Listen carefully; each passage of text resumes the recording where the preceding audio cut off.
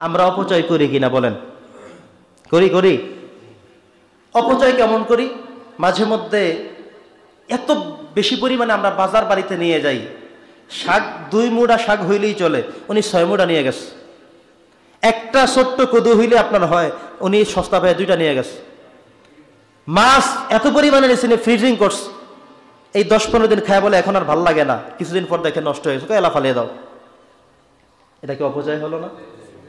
কোন অপচয়কে আল্লাহ তাআলা ইন্নাল মুবাজ্জিরিনা কানু ইখওয়ানাশ শায়াতিন, শয়তানের সাথে তুলনা করছেন? সেটা কি? যেটা বৈধ, যেটা হালাল, যেটা আল্লাহর নেয়ামত ছিল, এমন জিনিসটাকে কেউ যদি ছিটকে ফেলে দেয়, অপচয় করে, এটাকে আল্লাহ শয়তানের ভাই বলছেন। মুসরিফ, অপচয় করা যাবে না। আপনার যতটুকুন লাগবে ততটুকুন আনেন, যতটুকুন খেতে পারবেন ততটুকুন পাক করেন, যতটুকুন পাক করবেন ততটুকু খাবেন। কিন্তু প্রত্যেক দিন ভাত ফেলে দিবেন, তরকারি ফেলে দিবেন, ডাল ফেলে দিবেন, এটা কি অপচয় না? আমরা দেখি মাঝে মধ্যে বিভিন্ন হোটেল রেস্টুরেন্টে কিছু কিছু ভাইয়েরা সেখানে প্রবেশ করে, হোটেল রেস্টুরেন্টে, তো সেখানে গিয়ে মনে করেন একটা বার্গার অর্ডার করলো, চিকেন বিরিয়ানি অর্ডার করলো, খেতে পারবে না, চোখের হিংসা, আমার কি কম আছে নাকি, আমার কি টাকার অভাব নাকি, এই যা আছে দাও। দেওয়ার পরে 2 পিস খেয়ে ভালে ফালাই দাও। এখন ওই লোক পারে না এটাকে আরেকবার বিক্রি করতে, আবার পারে না নিজেরা খেতে, কারণ আরেকজন এটা যদি হাত দেয় নষ্ট করে, কোনো ভালো মানুষের খেতে মন চায় না।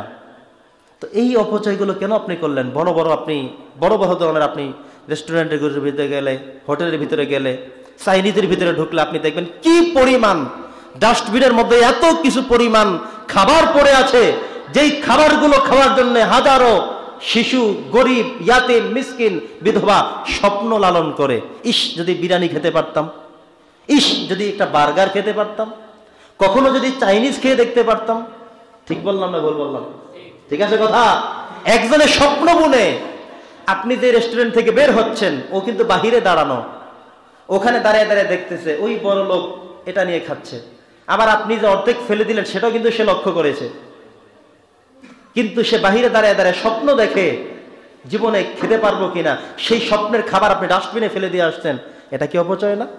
আর আপনাকে আল্লাহ তাআলা শয়তানের ভাই বলবে না তো বলবে কাকে? ঠিক কিনা বলেন? অতএব অপচয় করা যাবে? অপচয় করব আমরা? অপচয়ও করব না, অপব্যয় করব না। আপনি খাবারের শেষে যদি দেখেন রয়ে গেছে, খেতে পারেন না, মেসিয়ারকে ডাকবেন, বলবেন এটাকে পার্সেল করে দাও, প্যাকেট করে দাও, নিয়ে আসবেন।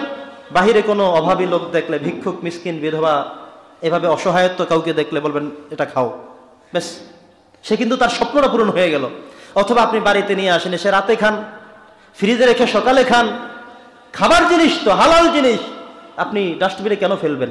এটা পচে নাই, নষ্ট হয় নাই, গন্ধ নাই, কিচ্ছু নাই, টাকার জিনিস, পয়সার জিনিস, কষ্টার্জিত জিনিস।